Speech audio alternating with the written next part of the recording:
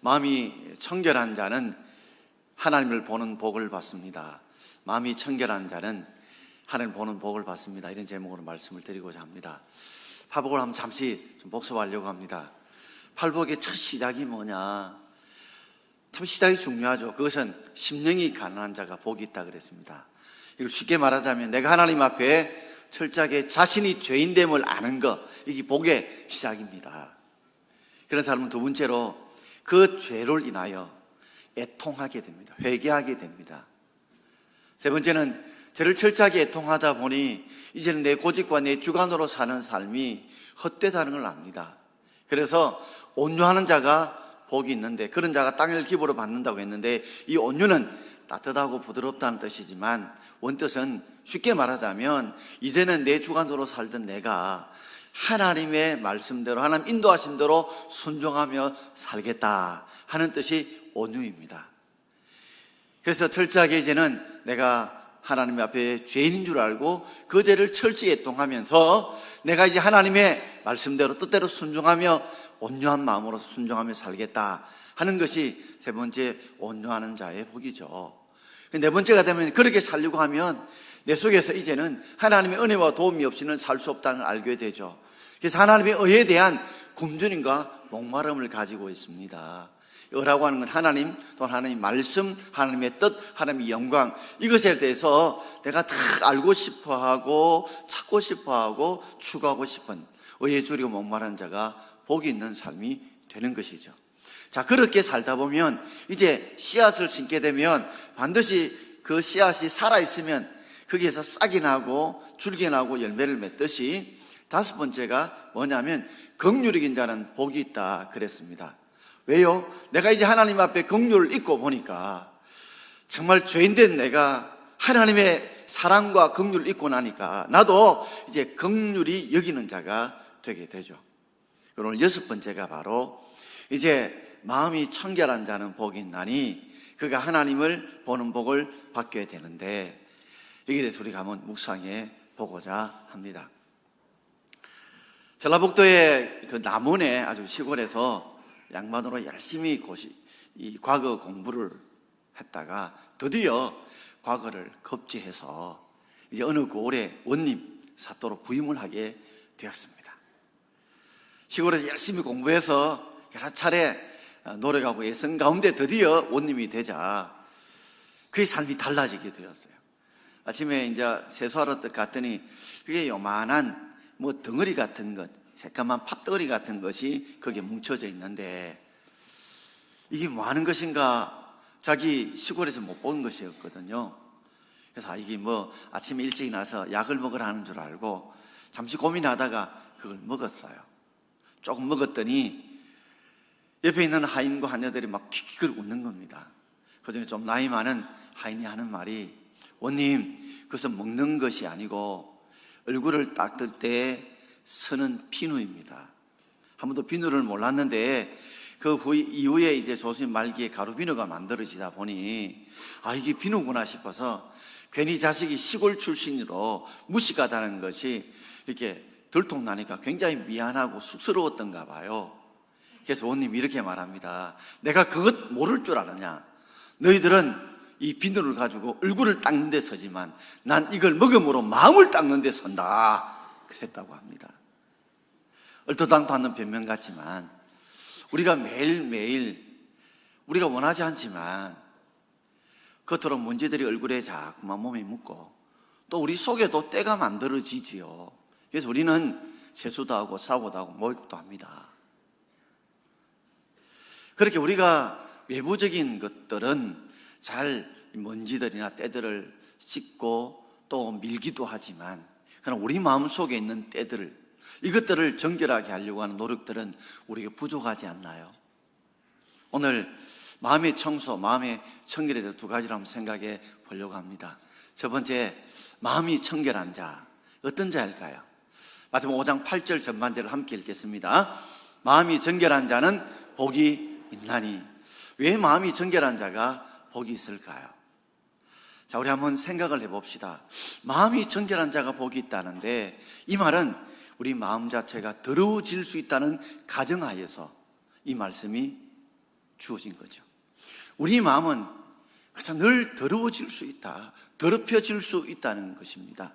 그렇기 때문에 마음을 정결하게, 또 청결하게, 성결하게 해야 되는데, 그럴 때 바로 그것이 복이 있다는 말이죠.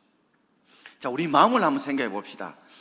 우리 마음, 자, 잠언 4장 23절입니다. 우리 같이 한번 읽어보겠습니다. 모든 지킬 만한 것들 중에 더욱 내 마음을 지켜라. 생명의 근원이 이에서 남이니라 그랬습니다. 우리가 세상을 살아가면서 지켜야 될 것이 굉장히 많습니다. 우리가 세상을 살아가면서 지켜야 될 거 얼마나 많습니까? 법도 지켜야 되고, 음식 먹는 것도 지켜야 되고, 말하는 것도, 행동하는 것도 지켜야 될 것들이 굉장히 많죠. 그러나 모든 지켜야 될 것들이 참 많은 중에도 우리가 더욱 지켜야 될 것이 있습니다. 그게 뭘까요? 우리의 마음을 지켜야 됩니다. 이 말은 우리의 마음들이 흔들릴 수 있고, 우리 마음이 나빠질 수 있고, 우리 마음이 부패할 수 있고 더럽혀질 수 있기 때문에 우리 마음을 정결하게 우리가 지켜가야 되어진다는 것입니다. 왜 우리가 지켜야 될 것이 많지만 더욱 내 마음을 지켜야 될 이유가 어디 있을까요? 그 이유가 이는 생명의 근원이 이에서 난다 그랬습니다. 이 생명, 사람이 죽고 사는 그 근원, 그 뿌리가 어디서 출발하느냐? 그건 바로 우리 마음에서 생명이 죽고 사는 근원이 이 마음에서 출발하기 때문에 우리가 이 마음을 지켜야 되는 것이죠. 우리가 흘러오는 물들이 있지만 제일 처음 물이 고는 수온지를 더럽히게 하면 흐르는 물 자체가 계속 더럽혀질 수밖에 없습니다. 그러니 물이 출발한 수온지를 깨끗하게 해야 되는 것처럼 우리의 살고 죽음의 문제가 우리 어쩌면 환경의 문제일 수 있고, 우리 여러 가지 힘든 물질의 문제일 수 있고, 사람의 문제일 수 있고, 다양한 문제가 있지만 이것들도 우리를 힘들게 어렵게 할 때가 있지만 더 근본적인 우리의 생사를 문제에 있어서 우리의 생명의 근원은 바로 우리 마음에 달려있다는 말입니다. 이 말을 조금 더 적용하면 우리가 지금 여러 가지 경제적으로 힘들고 어렵기도 하고, 환경적으로 우리의 몸의 질병적으로 힘들고 어렵기도 하고, 그리고 사람으로 인해서 여러 가지 마음이 꼬이고 힘들기도 하지만, 그러나 근본적으로 우리 마음을 잘 지켜낸다면 이 여러 가지 어려움에서도 우리가 지켜낼 수 있다는 것, 그걸 우리에게 말씀해 주고 있다는 것입니다. 그렇습니다. 우리가 지켜야 될 것이 참 많지만 우리 마음을 지켜야 된다는 말이죠. 왜 우리가 그렇게 마음을 지켜야 될까요? 한번 쉽게 사과나무를 비교해서 한번 생각해 보십시다. 사과나무가 잘 가을되어서 이제 추석을 앞두고 이제 열매를 따서 이제 팔면 돈이 되는데, 막 우박도 내리고 비도 내리고 바람도 불다 보니 1년 농사했던 것들이 막 땅에 떨어져 낙과가 되었어요. 얼마나 마음이 안타까울까요? 그러나 뿌리만, 사과나무 뿌리만 튼튼하다면, 그리고 올해는 비록 여러 가지 낙과로 인해서 결실을 못 봤지만 우리가 다음에 걸음을 주고 잘 관리만 하게 된다면 내년에는 틀림없이 또 좋은 열매를 맺을 수 있는 것 당연하죠. 근데 올해 아무리 사과나무 줄기가 튼튼하고 그게 아무리 많은 사과 열매가 맺혔다 할지라도 뿌리가 썩었다면, 뿌리가 병들었다면, 뿌리가 죽어 있다면 내년에는 그 열매들을 제대로 거둘 수 없는 것과 똑같습니다. 지금 우리의 삶의 여러 가지 열매가 맺혀지지 않고 어렵다고 힘들다 할지라도 우리의 사과나무 뿌리처럼 우리 마음들을 잘 우리가 다듬고 그게 우리가 걸음을 주고 영양분을 공급하게 된다면 얼마든지 좋은 결실을 거두게 될 수 있다는 그 말씀이죠. 세더 햄스 테드라고 하는 사람의 셀프 토킹이라는 책이 있습니다.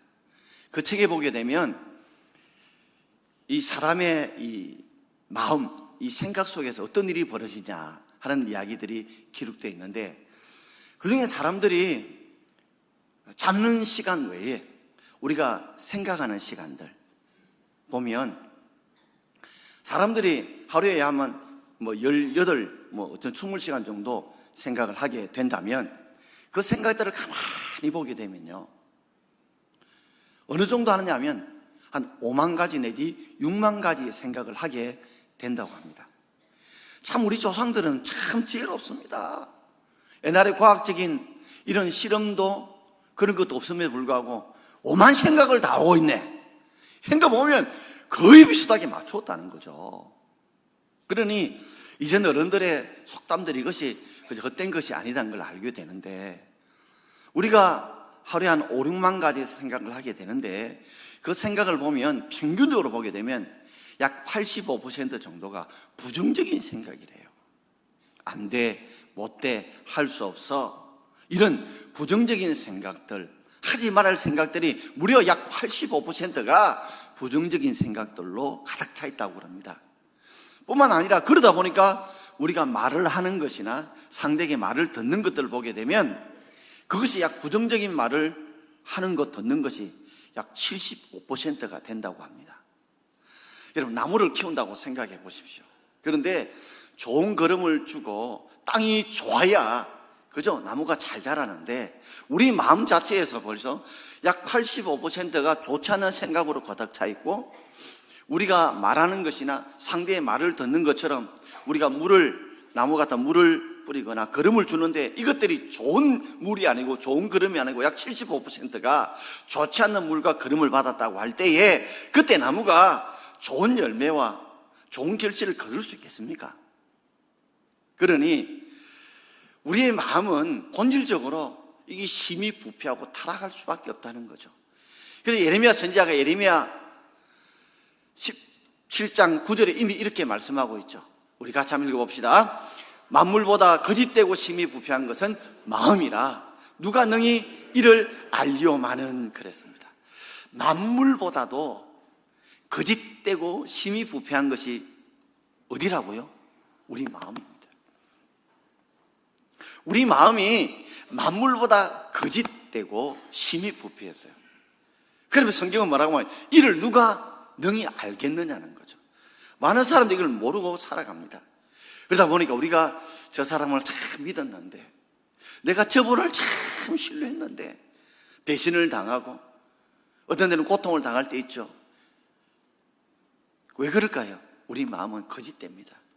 나는 믿음으로 바로 살고 싶고 내가 정직하게 신뢰를 지키며 살고 싶지만, 인간의 마음은 어떨 때 보면 상황에 따라서 거짓될 수도 있고 거짓 마음으로 움직일 수 있고 심히 또 부패해 있다는 거죠. 정직하고 좋은 마음이 아니라 썩어가는 나쁜 마음들로, 악한 마음들로, 더러운 마음들로 가득 차 있는 것이 인간의 마음이라는 거죠. 그렇기 때문에 우리가 이 마음들을 어떻게 해야 될까요? 이 거짓되고 심히 부패한 것들이기 때문에 우리가 잘 관리를 해줘야 됩니다. 조선시대 때 조선을 세웠던 태조 이성계와 그리고 조선에 이 불교를 세우는데 이해했던 조선의 최초자 최후였던 왕사였던 무학대사 이야기 여러분 아시지요? 태조 이성계가 무학대사를 보고 자네 얼굴을 가만히 보니까 돼지처럼 생겼네, 돼지상이네, 그렇게 말을 한 겁니다. 그러니까 무학대사가 싱긋이 웃으면서 임금님은 얼굴상이 부처님 얼굴입니다, 부처님 상입니다. 그러자 태조 이성계가 머쓱했어요. 아니, 나는 당신 얼굴을 돼지상이라 했는데 자네는 나로 하여금 그렇게 이야기를 하지 않고 부처상이라고 이야기하니까 내가 참 미안하구만 하니까, 그 다음에 이 무학대사의 말이 반전이죠. 사람의 마음에 생긴 대로 사람의 얼굴을 봅니다. 그러니 돼지 같은 마음을 가진 자는 사람을 볼 때 돼지같이 보고, 부처님 마음 가진 사람은 사람을 볼 때 부처같이 봅니다 했다고 합니다. 무학대사가 목 나갈 일이죠. 근데 워낙 친분이 두텁고 강직함을 아는 무학대사인 까닭에 이성계가 허허 웃으면서 내가 당연히 면박 투려가다 오히려 면박 당했구만 했다고 합니다. 그렇습니다. 사람은 있는 대로 보는 것이 아니라 자기의 생각대로 보는 것이죠. 왜요? 사람 속에는 부정한 것들이 너무 많아요. 부정한 생각들, 부정한 말들을 듣고 살기 때문에 사람이 더럽고 부패할 수밖에 없기 때문에 우리 마음을 정결하게, 정결하게 만들어야 될 줄 믿습니다. 제가 이전에 요 사택에 살 때에, 그때 우리 사택에 뭐 땅이라 해봐서 한 2-3평 될까요? 그게 뭐 어떤 때는 뭐 나무도 좀 심고 상추도 1-2번 씹어본 적이 있어요. 한때 은퇴하면 이제 전원주택에서 한번 살아봐야지 이런 생각을 했는데, 그 생각을 접은 일이 있습니다. 왜냐하면 잡초가 얼마나 많이 빨리 자라는지. 특히 여름에 비 올 때 되면요, 뭐 쑥쑥 자라요. 그때 비 올 때 뽑으면 잘 뽑히는데 하루 이틀 지나서 햇빛이 쨍쨍해서 땅이 굳으면 뽑으면요, 줄기만 뽑히지 뿌리는 아직 살아있어요. 그 다음에 또 자라요. 속도가 얼마나 빨리 자라는지. 그걸 보면서 우리 마음의 정원도, 우리의 생각의 정원도요, 수많은 부정적인 잡초들이 얼마나 빨리 자라는지 몰라요. 감당할 수 없는 이 좋지 못한 잡초 같은 생각들이, 잡초 같은 말들이 얼마나 많이 자라는지 몰라요. 그렇기 때문에 우리가 매일매일 순간 얼굴만 세수하지 말고 마음도 정결하게, 우리의 마음도 성결하게 회개하고 정결하게 만들 수 있는 저와 여러분 되기를 주의 이름으로 축원드립니다. 우리 정결에 대해서도 한번 생각해 봅시다. 또 청결 또는 정결 또는 성결로 부를 수 있는데, 이는 불순물이 없는 깨끗한 상태를 말하지요. 당시에 이스라엘 백성들은 이 정결에 대해서는 의식적인 정결을 많이 생각했습니다.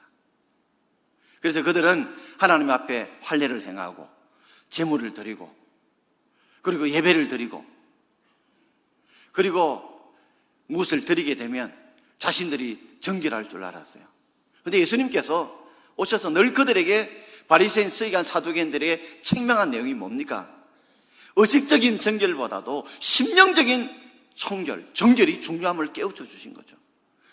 마음은 세상에 가 있고 우상을 섬기면서 예배를 드린다고, 제물을 드린다고, 거기에서 할례를 행한다고, 그저 먹지 않는 음식을 먹지 않는다고 해서, 그렇다고 해서 그들이 정결하게 되는 것이 아니라 의식적인 정결에 앞서서 먼저 그들의 마음의 심령의 정결이 먼저 이루어져야 될 것을 예수님께서 그들에게 깨우치셨죠. 마태복음 23장 25절부터 우리 26절까지 함께 읽어보겠습니다. 화 있을진저 외식하는 서기관들과 바리새인들이여, 장과 대접에 거천 깨끗이 하되 그 안에는 탐욕과 방탕으로 가득하게 하는도다. 눈먼 바리새인이여, 너는 먼저 안을 깨끗이 하라. 그리하면 겉도 깨끗하리라. 아멘. 왜 바리새인들과 서기관에서 화가 있다고 말했을까요? 그 이유가 어디 있을까요? 그들의 장과 대접은 깨끗이 합니다. 그들이 먹는 음식이나 잔들을 보면 깨끗하게 해요. 그들의 옷이라든지 그들의 외면적인 얼굴은 깨끗하게 해요. 그런데 그 안에, 그 심령 안에 들어가 보면 온갖 탐욕과 방탕이 가득하더라는 거죠. 그 안에 여러 가지 수많은 탐심과 욕심이 가득 차 있고, 방탕, 한글 사전에 보게 되면 술, 노름, 육체적 쾌락으로 지나치게 빠져가는 거, 우리는 육체적인 쾌락으로, 그들은 세상적인 쾌락으로, 욕심으로 가득 차 있다는 거죠. 그래서 화가 있는 거예요. 왜 화가 있을까요? 겉만 깨끗할까? 이 속을 깨끗하게 해야 되는데 이 속이 병들고 더러워지고 타락해 있으니까 하나님 은혜를 못 받죠. 하나님의 사랑을 못 받죠. 하나님의 축복을 못 받으니까 화가 있을 수밖에요. 그러면서 눈먼 바리새인이요, 그렇게 말합니다. 바리새인들이 시각장애인이 아니에요. 뭘 못 보는 눈입니까? 심령을 못 보는 영적인 눈이 어두워져 있다는 것입니다. 그래서 먼저 안을 깨끗이 하라. 그러면 겉도 깨끗하게 될 것이다. 먼저 너희들이 겉만 깨끗하려고 하지 말고 너희들이 심령을 먼저 깨끗이 해야, 그래야 화를 당하지 않고, 그래야 너희들이 눈먼 영적인 맹인이 되지 않는다는 거예요. 요엘서 2장 13절에 이렇게 말씀하고 있죠. 같이 읽읍시다. 너희는 옷을 찢지 말고 마음을 찢고 너희 하나님 여호와께로 돌아올지어다. 우리가 죄의 문제에 대해서 옷을 찢는 의식적인 이런 회개보다도 우리에게 마음을 찢는 이런 심령적인 회개가 있어. 그래 하나님께 돌아가야 그것이 온전하게 마음을 정결하게 한다는 말입니다. 옷만 찢는다고 우리가 하나님 앞에 정결하게 되는 것이 아니라 철저하게 우리의 마음을 찢고 우리 속에 있는 탐욕과 방탕과 더러운 것들을 철저하게 토해내고 회개해야, 그래야 우리의 심령이 청결하게 될 줄 믿습니다. 그런 자가 복이 있어요. 야고보서 4장 8절에 이렇게 말씀하고 있죠. 같이 읽읍시다. 두 마음을 품은 자들아 마음을 성결하게 하라. 이 두 마음은 야고보서 4장에 보면 믿음과 의심을 말합니다. 우리 속에 하나님 말씀을 잘 믿고자 하는 믿음도 있지만 우리 속에 사탄이 뿌리는 씨앗도 있어요. 가라지도 있죠. 그게 뭐예요? 하나님 말씀을 잘 믿고 싶은데 자꾸만 의심이 들어요. 불신이 들어요. 그 마귀가 뿌리는 가라지 씨앗들이죠. 이 두 마음을 우리가 품고 있죠. 여러분들 그럴 겁니다. 하나님이 이 힘들고 어렵지만 믿음으로 살면 하나님이 내 인생을, 우리의 가족, 우리 자녀들, 우리 생업을, 우리 건강을 지켜줄 거라고 나는 믿어. 그렇지만 그렇게 믿고는 싶은데 은근히 또 한 생각이 나죠. 정말 지켜줄까? 정말 함께 해줄까? 도와줄까? 이런 의심이 들고 불신이 들죠. 이건 마귀가 뿌린 씨앗들이에요. 그래서 하나님께서 우리에게 말씀하고 두 마음을 품는 자들아 마음을 성결하게 하는 말은 무엇을 버리라는 거죠? 우리가 의심과 불신을 버리고 하나님 말씀을 믿는 믿음으로 집중하는 것, 이것도 정결이라는 거죠. 정결은 바로 철저하게 우리가 더러운 것을 내버리는 것도 청결이지만 우리가 정말 집중하는 것도 청결이라는 것을 우리에게 가르쳐 주시는 것입니다. 철학자였던 케르케고르가 평생 독신으로 살았습니다. 그도 남자인 까닭에 육체의 정욕이 그 속에 꿈틀댈 때가 있었대요. 특별히 그 가운데 그가 다니는 이 거리 중에 이 창녀들이 살던 거리가 있었는데 그 창녀 중에서 자기 마음이 빼앗는 창녀가 있었던가 봐요. 그래서 그가 마음이 많이 흔들리고 힘들 때가 있었는데 그 일기장에 이렇게 썼답니다. 그때 마음이 흔들리지만 내가 마음을 이렇게 다잡았다 했던 그 기록 중에 이렇게 나온대요. 내가 선한 목적을 가지고 선한 일에 그 목표에 내가 몰두할 때, 집중할 때 내가 그 더러운 것들을 내가 뿌리칠 수 있었다. 내가 하나님의 거룩한 목표, 목적에 내 마음과 생각을 몰두하고 집중할 때 내 속에서 육체의 정욕을 이겨낼 수 있었다고 그가 고백하고 있습니다. 여러분 이런 이야기 많이 들어보셨죠? 비슷한 이런 이야기들이 많이 있습니다. 하나님과 늘 실패했던 한 청년이 있었는데 임금님을 찾아갔어요. 임금님께서 나라를 정말 잘 다스리고 백성들을 착하게 하려서 정말 나라를 부흥하고 백성을 평하게 하는 왕이었습니다. 어떻게 왕은 저렇게 하는 일마다 성공할까 싶어서 이 늘 실패했던 청년이 임금님께 그 성공을 비결을 묻고자 용기를 내어 찾아갔습니다. 임금님, 난 하는 일마다 자꾸만 일이 안 됩니다. 어떻게 임금님 성공하는 비결이 뭔지 좀 가르쳐 주십시오. 정말 배우고 싶습니다. 내가 정말 배우고 싶었냐? 예, 정말 배우고 싶습니다. 그래서 임금께서 이런 컵에다가 포도주를 따라주면서 이 성 시내를 한 바퀴 돌아라. 근데 단 조건이 있다. 이게 포도주 한 방울이라도 흘리면 너의 목을 당강 날려버릴 것이다. 너의 목을 벨 것이다. 그러면서 출발해서 출발하겠습니다. 그 뒤에 그 목을 날리기 위해서 한 군사를 하나 딱 옆에 붙이는 거예요. 그러니까 얼마나 두렵고 떨리는 마음으로 어제 포도주가 이 한 번 흘리지 않기 위해서 막 시간은 정해져 있고 막 돌아온 겁니다. 온몸이 땀이 쥐어지 쏟아지고 온몸이 지친 가운데 돌아왔습니다. 그래, 선 한 바퀴 다 돌았느냐? 예, 다 돌았습니다. 그 포도주를 흘리느냐? 한 방울도 흘리지 않았습니다.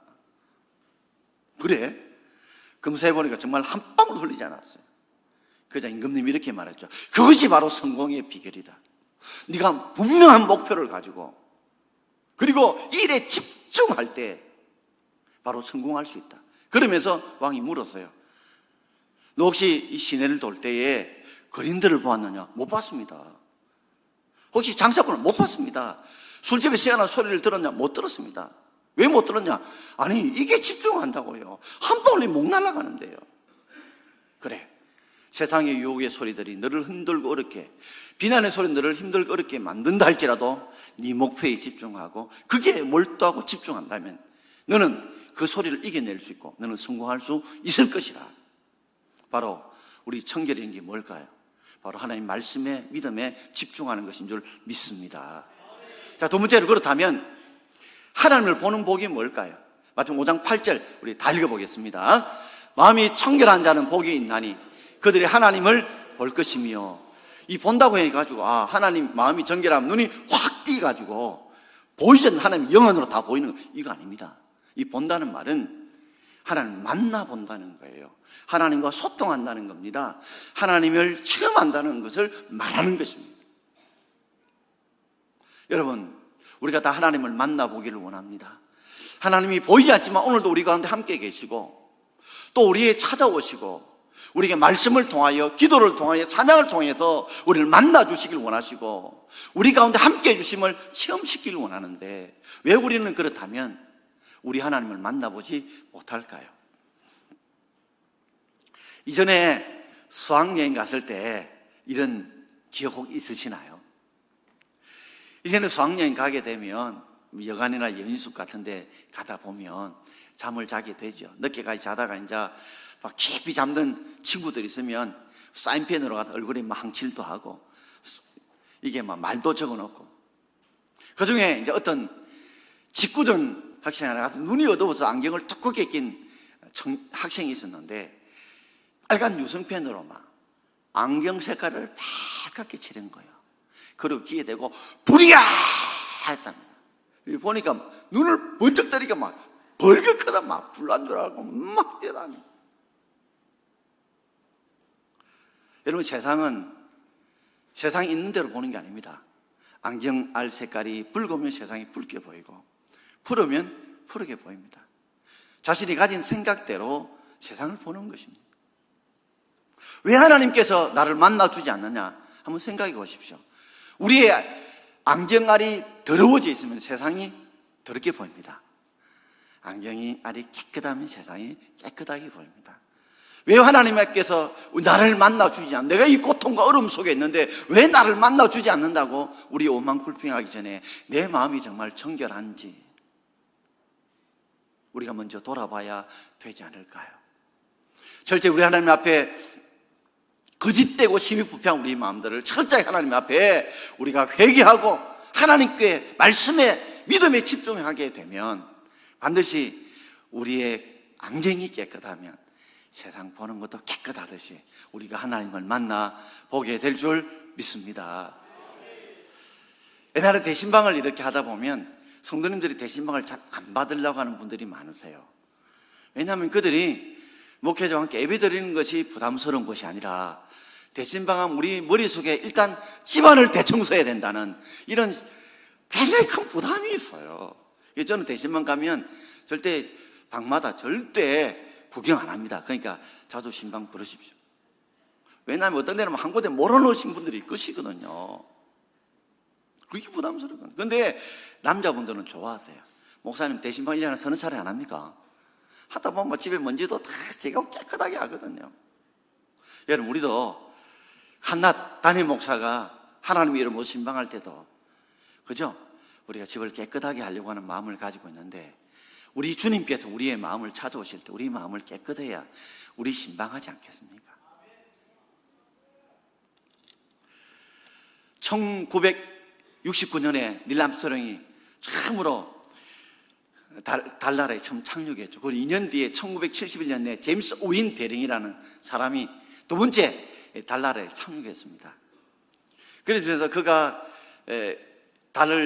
나라를 착륙하기 전에 우주들을 보면서 간증을 하게 됐는데 그 간증의 내용을 들었던 한 청년 하나가 이렇게 질문을 했습니다.